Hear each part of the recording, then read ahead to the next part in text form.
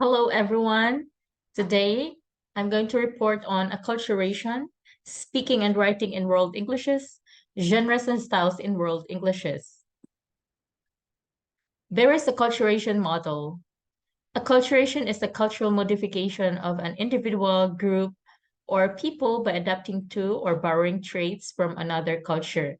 There are two dimensions. Number one concerns the retention or rejection of an individual's native culture. The question to be asked is it considered to be a value to maintain one's identity and characteristics? Number two concerns the adoption or rejection of the host culture. Is it considered to be a value to maintain relationships with the larger society? From these two questions, four acculturation strategies emerge. Number one, assimilation occurs when individuals adopt the cultural norms of a dominant or host culture over the original culture. Number two, separation occurs when individuals reject the dominant or host culture in favor of preserving their culture of origin. Separation is often facilitated by immigration to ethnic enclaves. Number three, integration occurs when individuals are able to adopt the cultural norms of dominant or host culture while maintaining their culture of origin. Integration leads to and is often synonymous with biculturalism. Marginalization occurs when individuals reject both the culture of origin and the dominant host culture. Individuals who are deaf use a different language to communicate, learn about their culture and language from institutions and not their family. Most deaf children have hearing parents and are united by shared experiences as persons with disabilities. Deaf individuals in the United States live within the dominant culture and share the same cultural values, but are separated by language and disability. Members of the deaf culture have created their own unique cultural and social norms for communicating, interacting, and experiencing the world around them. So, for example, are the immigrants or the refugees. Okay, this picture is um, the what do we call this? The Amish family on the morning stroll. So I think this Amish family, they still would like to preserve their own culture, even though they have migrated to the United States, but they still would like to preserve their own culture. Some acculturation research suggests that the integrated acculturation strategy has the most favorable psychological outcomes for individuals adjusting to a host culture, and marginalization has the least favorable outcomes. Additionally, marginalization has been described as a maladaptive acculturation and coping strategy. So now let's move on to speaking and writing in world Englishes. World New Englishes, forms of New Englishes not uniform in characteristics but share criteria. Developed through education system, developed in an area where English was not spoken by majority of people, has become nativized by own language features. There are key terms, English as an international language or EIL, the umbrella term to discuss the global status and role of English mostly associate. International English, or IE, Inner Circle English has pervaded by the field of ELT. World Englishes, all varieties of English, but often really targets the new Englishes. English as a lingua franca, English used in the expanding circles as a common tongue. English as a native language, language of those born and raised in one of the countries where English is historically the first language to be spoken. For example, mainly the United Kingdom, United States of America, Canada, Australia, and New Zealand. English as a second language, language spoken in a large number of territories which were once colonized by the English. For example, India, Nigeria, Singapore. English as a foreign language, language of those for whom it serves no purposes within their own countries. Historically, EFL was learned to use the language with its native speakers in the US and UK, 1 billion speakers with reasonable competence. World English versus World Englishes. World Englishes refers to the English language as a lingua franca used in business, trade, diplomacy, and other spheres of global activity, while World Englishes refers to the different varieties of English and English-based creoles developed in different regions of the world. So here, Caro's circles theory. The first one is the inner circle.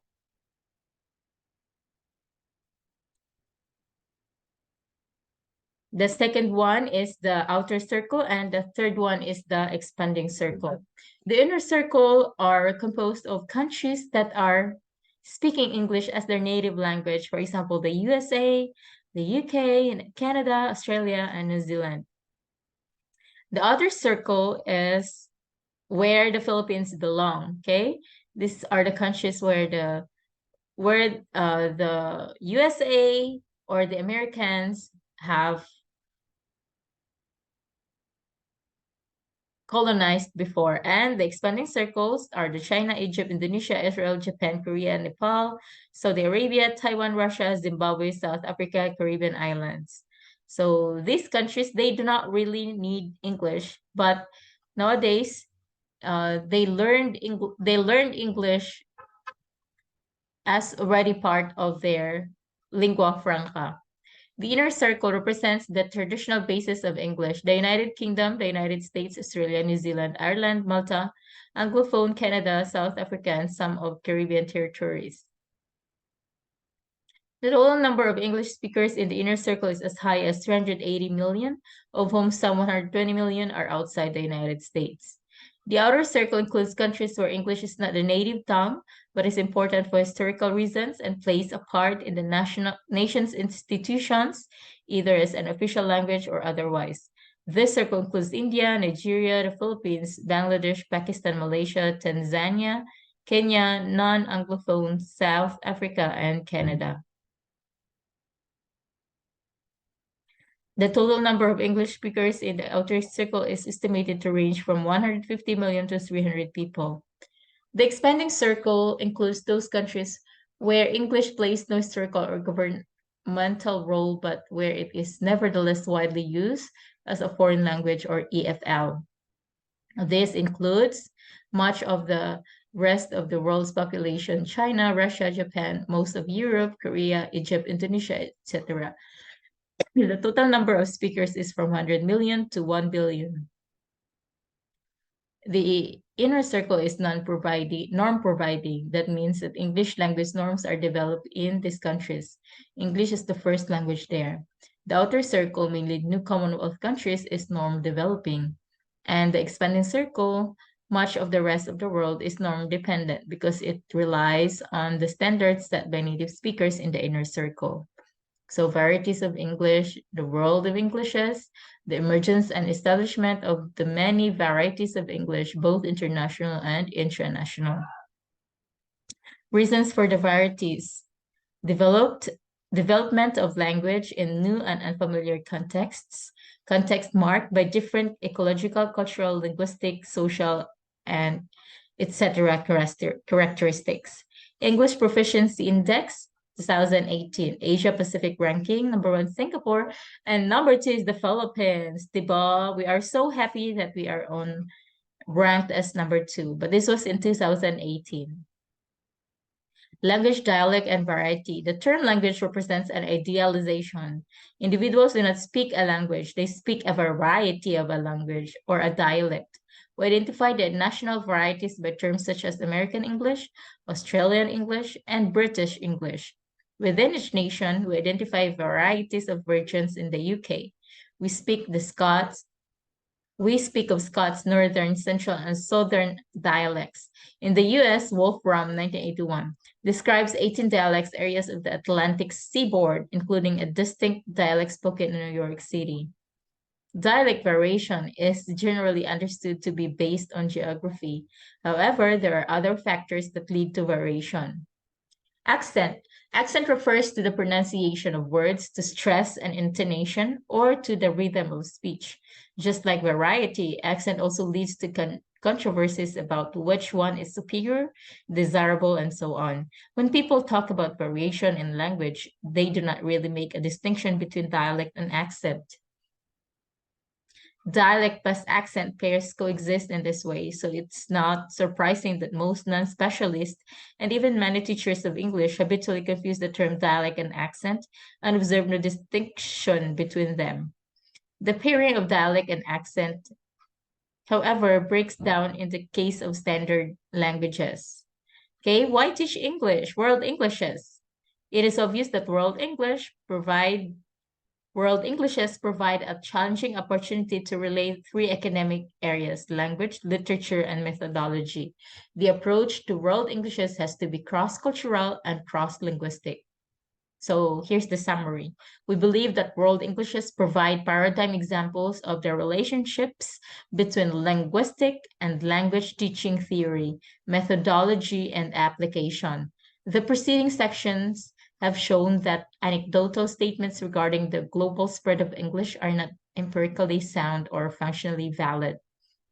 The spread of English provides a language teacher with an abundance of data for relating second language issues to pedagogical concerns. This can be done in several ways: through the study of variation, the pragmatics of variation, varieties and culture, and varieties and creativity. These assumptions reflect at least three most powerful sets of pedagogical tools: curriculum, testing, and resource materials. For achieving positive goals, it is most important in teacher training to create teacher awareness of the status and functions of Englishes in the world today and in the future. Now, moving on to genres and styles in world Englishes. World Englishes indicate integrity within a particular variety as well as variation across varieties. Most speakers of Singaporean English, for instance, will have a number of common features that will identify and establish Singaporean English as a variety in its own right, but this variety at the same time will be different in a number of ways from the other Englishes, such as Indian English, Nigerian English, or Australian English. Number two is genre. Genre identified in terms of text and external factors, generic integrity, and generic creativity. Although genres represents more or less conventionalized use of linguistic resources, it is possible to bring in creativity in linguistic expression to represent subtle changes in style to convey private, organizational, personal identities, attitudes, intentions, and perceptions. Genres serve typical socially recognized communicative purposes. However, they can be exploited or appropriated to bring adjustments in a communicative objectives, creating opportunities for mixing, embedding, and bending of genres. Style. Style is generally defined in terms of text internal factors, especially in relation to two parameters: atypically individual use of language or atypically functional use of language, sometimes configured in terms of contextual factors or field, mode, and tenor of discourse. In the second sense, it is also called register, as in Holiday, Mackintosh, and Stevens. However, it is possible to see a considerable degree of overlap in these two terms. In this chapter, the speaker or the writer would like to distinguish variation in language use in both these senses. Style to refer to an individual's use of language, as for instance, when one refers to E.M. Forster's or Hemingway's styles. And register to refer to a functional use of language to suit a particular configuration of contextual factor of field, mode, and tenor of discourse. The primary motivation for considering these two together is the fact that both of them are primarily identified in terms of text internal factors, such as the use of lexicogrammar or sometimes discourse structures, typically used by a genre writer. Difference between genre and style. Genres are defined in terms of text external factors, but they also have text internal indicators, such as the typical use of grammatical discourse, moves, or cognitive structuring. Styles are defined in terms of text internal features, distinguished either in terms of an individual's use of language, specific register sensitive use of language, okay? Registers in this respect come close to style, although views in terms of specific configuration of contextual factors such as field, mode, and tenor. For examples are of arbitration clauses. Okay, there are 4 countries here, constructed and recommended in 4 different countries: India, UK, China, and Japan. All 4 of them represent the same genre, but are written and used in different countries. For example, in Indian Council of Arbitration, any dispute or difference whatsoever arising between the parties out of or relating to the construction, meaning, scope, operation, or effect of this contract, or the validity or the breach thereof, shall be settled by arbitration in accordance with the rules of arbitration of the Indian Council of Arbitration, and the award made in pursuance thereof shall be binding on the parties. Now let's look at the London Court of International Arbitration. Any dispute arising out of or in connection with this contract, including any question regarding its existence, validity, or termination, shall be referred to and finally resolved by arbitration under the LCIA rules, which rules are deemed to be incorporated by reference into this clause. China International Economic and Trade Arbitrary Commission. Any dispute arising from or in connection with this contract shall be submitted to China International Economic and Trade Arbitration Commission for arbitration, which shall be conducted in accordance with the Commission's arbitration rules in effect at the time of applying for arbitration. The arbitral award is final and binding upon both parties. And last, the Japan Commercial Arbitration Association. All disputes, controversies, or differences which may arise between the parties hereto, out of, or in relation to, or in connection with this agreement shall be finally settled by arbitration in the name of the city, in accordance with the commercial arbitration rules of the Japan Commercial Arbitration Association. So the three examples are from Indonesia, Britain, and India. Okay, India. This time it's about cooking. Okay, let's see the difference. Nasi goreng, fragrant rice. Put the coconut milk with all the flavorings and spices and salt into a large saucepan with a well-fitting lid and bring slowly to the boil and cover. Stir in the rice and return to the boil. Then turn heat very low, cover and steam for 20 minutes. Uncover, fork the rice very lightly from around sides of pan, mixing in any coconut milk that has not been absorbed, and replace lid for 5 minutes. Serve hot with fried chicken or curries or hot sambals.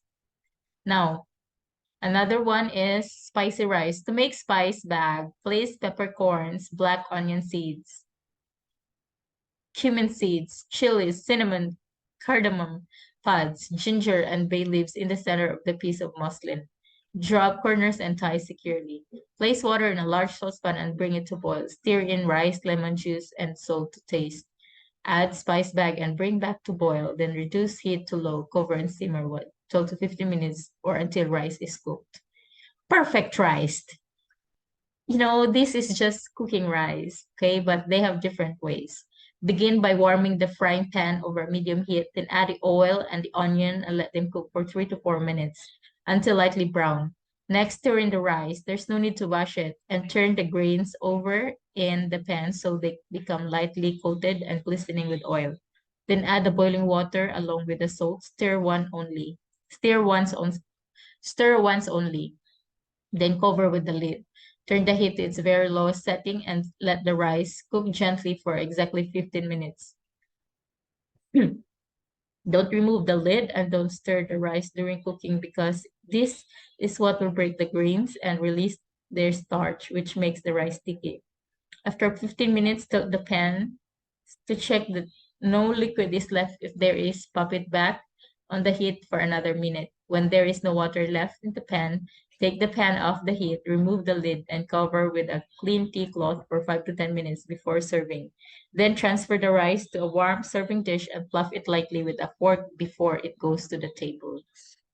Okay, so those are the genres and styles of cooking rice, okay? The Indian way. Now, for an exercise, tell me what kind of genre and style is this, okay? Fry salmonella in G in a carani to a pink color on a medium to slow flame. We can notice that in this menu, they are using Indian terms, okay? But of course, their audience is also Indians. Now, Let's go to summary. Summary, genre focuses more on the communicative values, whereas style pays more attention to linguistic form, although both of them are crucial to one's understanding of variation in language use. The author thinks this distinction is fundamentally crucial to one's understanding of variance in genre and style, which also explains why genres are recognized, shared, owned, maintained, and even polished by discourse or professional communities. Whereas styles are often more centrally associated with individual writers. Like styles, world Englishes are also reflections of individual uses of language through though motivated by social-cultural differences in perception and attitudes. Since both styles and world Englishes share the use of text internal resources with genre, any creative change in or innovative use of allowable lexical grammar will also bring in some degree of creativity in the genre construction and interpretation. Differences in style or variation due to world Englishes thus have the potential to create significant differences in genres too. Okay, now exercise. What are the common acculturation strategies according to Berry? The answers are assimilation, separation, integration, and marginalization. Now, before I end my presentation, let me leave you with this Bible text found in Proverbs 16:24. Kind words are like honey, sweet to the soul and healthy for the bones. Thank you so much for listening.